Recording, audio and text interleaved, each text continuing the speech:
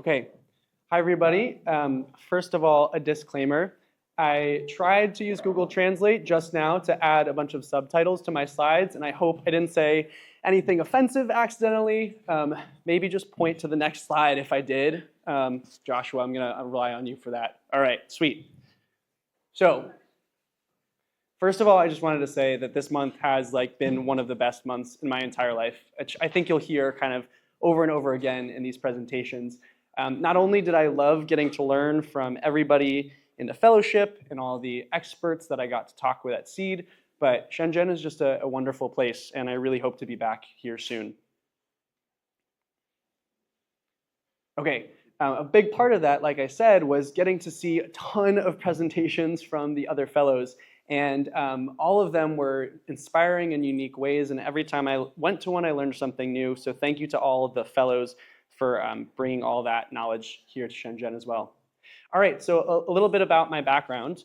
My main goal in my research is to design robotic systems for different kinds of people trying to solve climate challenges. But historically, in my work, and I'm not going to go into these examples, but happy to talk more about them later, I only really ever make 1, 2, maybe 3 of something. The problem, though, is that when we think about climate challenges, these are things that are happening on a global scale, right, across really vast distances, and also on time scales that stretch on and on and on. And so if I really want to be impactful as I'm trying to design these robotic systems for different kinds of climate solutionaries, if you will, I need to get a lot better at making more of something. That's the motivating reason why I decided to come on this fellowship. Sweet. So with this in mind, my major goals for this month were to make the leap from I've long lived in the Arduino ecosystem of hobbyist microcontrollers and electronic components, and I wanted to make the jump into something that looked more professional. I wanted to work with Seed to get my board fabricated as quickly as possible, more on that later. And then I also wanted to get familiar with the resources and the ecosystem here in Shenzhen, all of which were ultimately accomplished. So again, Seed played a pivotal role. Not only are they one of the major funders of this experience, but all of the experts that they have on site really made this month super special. A special shout out to Phoebe, who was like my emotional and technical support throughout the entire journey. I feel like we were WeChatting every single day. This document I also put up to show a lot of the work that I did. I'll play that one more time. At the start of the fellowship was just a ton of research. When you're in the Arduino world, you don't really have to do component deep dives like this, but it was really special to also just have the time that I needed to look into every single schematic component.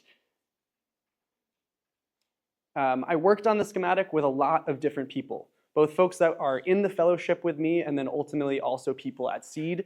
And what was remarkable is that every time I talked to someone new, they of course were like, but did you think of this? Which at first was kind of a bummer, but ultimately was something I really enjoyed.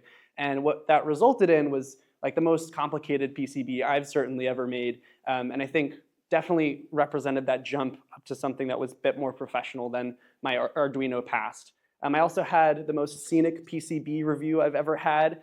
It was actually during lunch that I met up with Linus and Phoebe, and half the office was asleep. The lights were off. It was very cool to see, but we did our review outside, which was really fun. I think this meeting also spoke to something that was a theme of my experience here, which is that when you're doing something in person, you just get so much more done than when you're chasing people over email across 13 hours of time zone difference. So a much more condensed, I loved the calendar view, but this was a rapid experience, both in terms of how quickly this board was done, and it's just not that many days to show because it was just so fast. I finalized my board design last Friday, which is crazy that today I'm holding them in my hand. But on Monday, we confirmed that the timeline would be such that I should be able to pick them up on Wednesday. On Tuesday, I was like, hey, Phoebe. She was like, don't worry, Ben, they're going to be done. And then this morning, literally at 8:30 a.m., I watched the boards get assembled.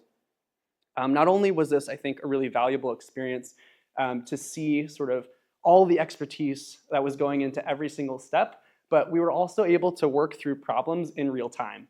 For example, again, as I'm making this leap from hobbyist to more professional hardware engineer, there were things missing on my schematics, and so folks didn't know like the polarity of the diode.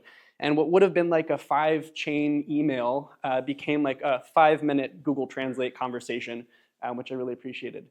These two superstars like made my day, made my month, made my year.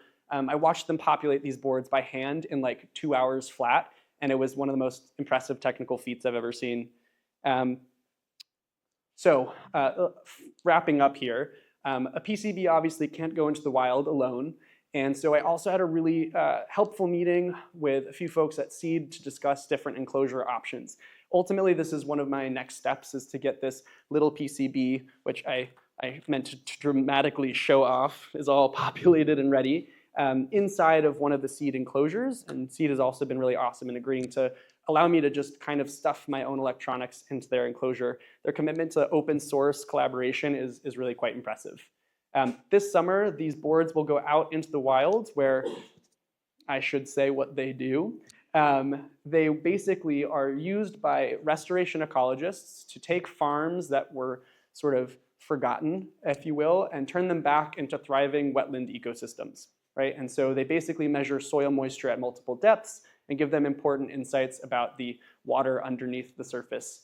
And they'll hopefully be deployed this season.